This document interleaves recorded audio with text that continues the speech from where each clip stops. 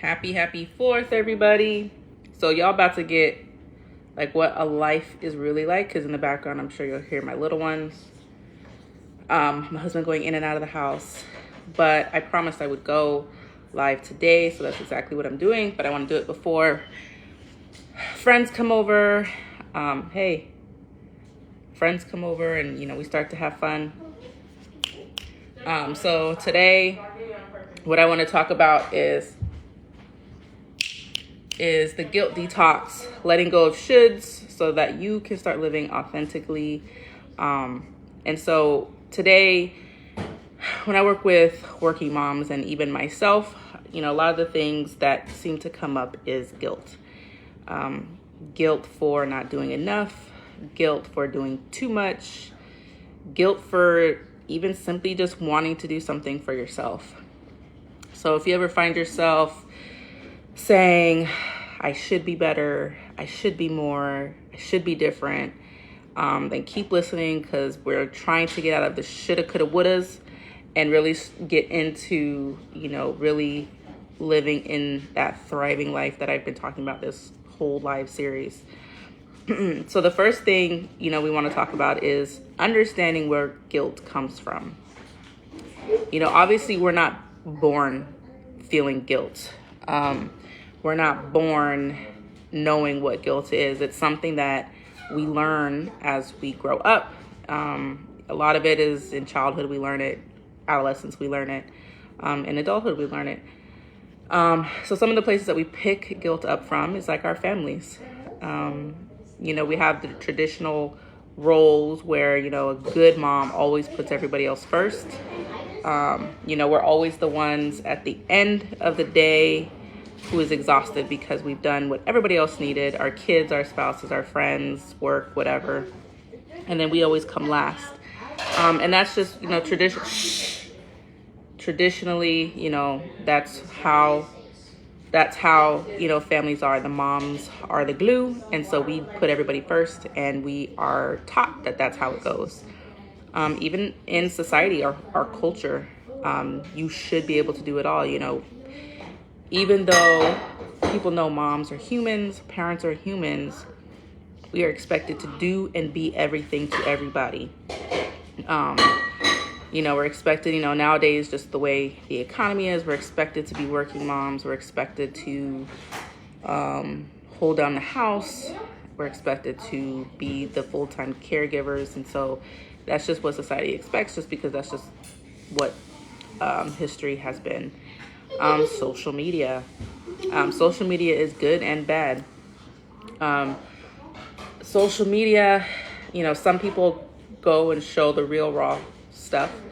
I always said, for me, you will never, I don't say never, but for the most part, you will not catch me on here with a full face of makeup, completely perfect outfit, because that's not how you're going to see me in everyday life.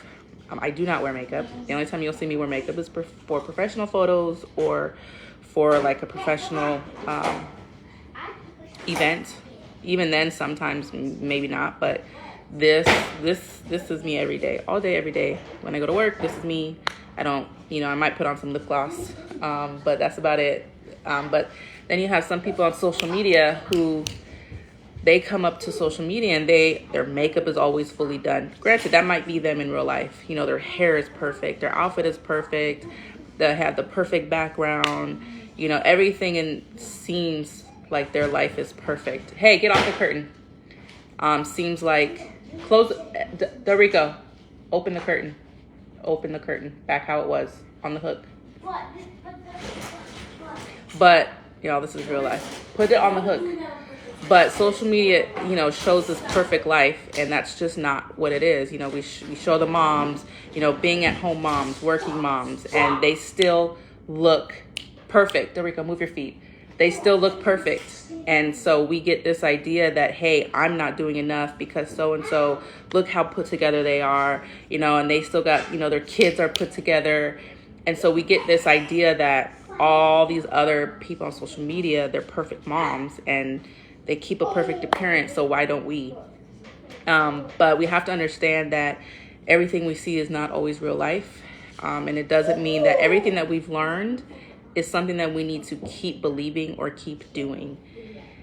And so what I want to ask you guys is, have you ever felt guilty for resting or saying no? If you've ever felt guilty for resting or saying no, type yes.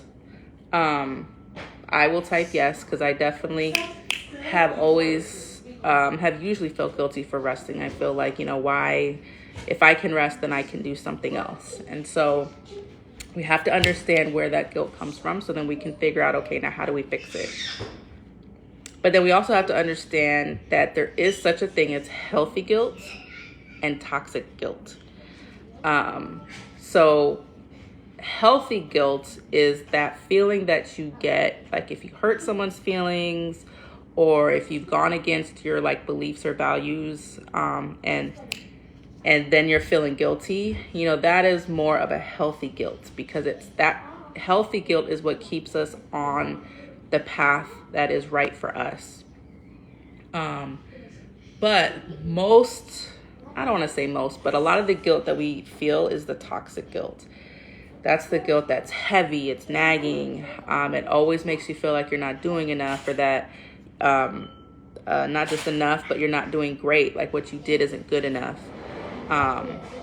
Even if you are, that toxic guilt will have you thinking that you could be doing better, you could be doing more.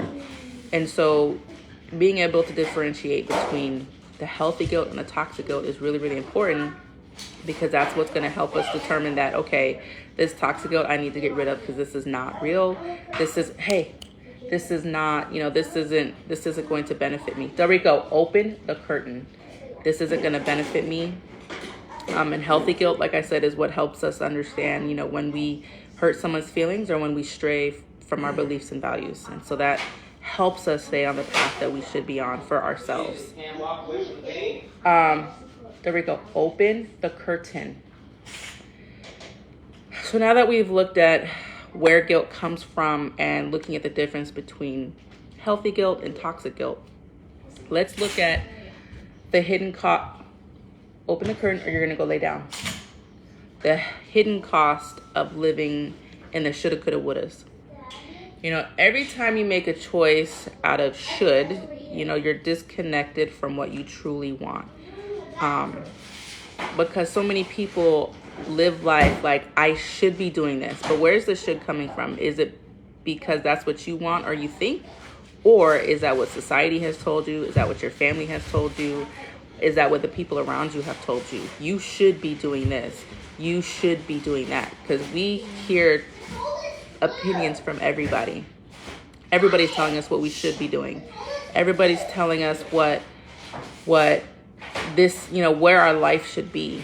And so we start to incorporate what they are thinking our life should be, and it's becoming what we feel like our life should be, as opposed to what we want our life to be. But over time, that creates feelings, that creates resentment, that creates burnout, because you're working hard for someone else's dream that's not yours. Constant sense of failure, because if you're trying to achieve life that someone else is painting for you, then you're gonna always come up short, because that's not what you're really wanting to do. That's not the life that you want.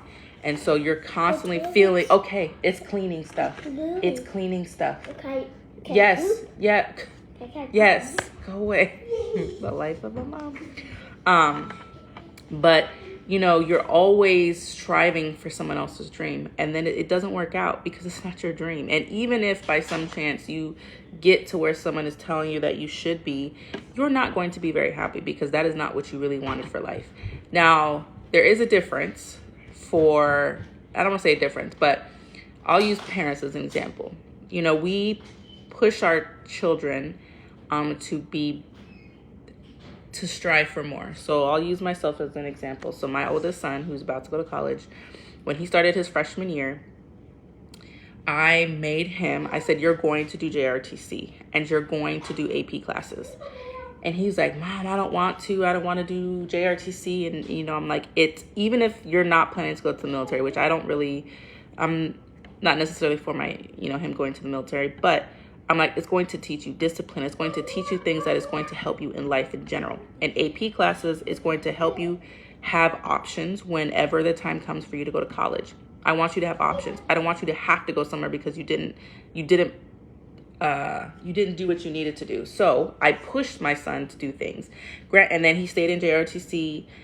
He stayed with AP classes, and now, he's doing a nursing program in college where he wanted to go. But that's a little bit different than when someone is telling you what you should. Because once he went to college, I didn't tell him what he needed to do in college.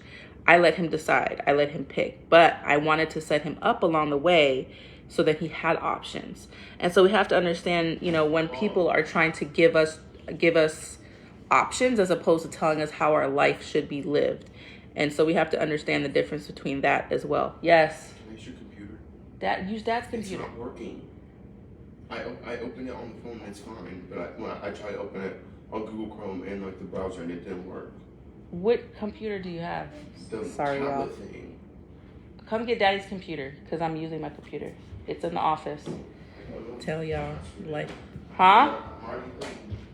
Okay, you should have set this up beforehand. I've been trying to get in for 20 minutes.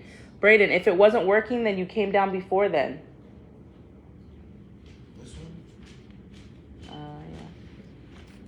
Sorry, y'all. I'm telling y'all, life of a mom.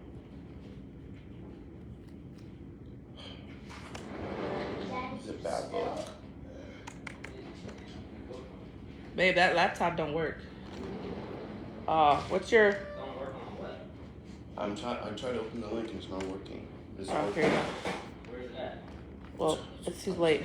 And so, we have to learn what living in the shoulda, coulda, wouldas does to our life. And you have to be able to tell yourself, you deserve better than that. You deserve to live your dream, and you deserve more than living someone else's dream. Because this is your life. This is what you have to live with every day. Now let's look at how to start releasing guilt. That's the hardest part is, where's Ciasia?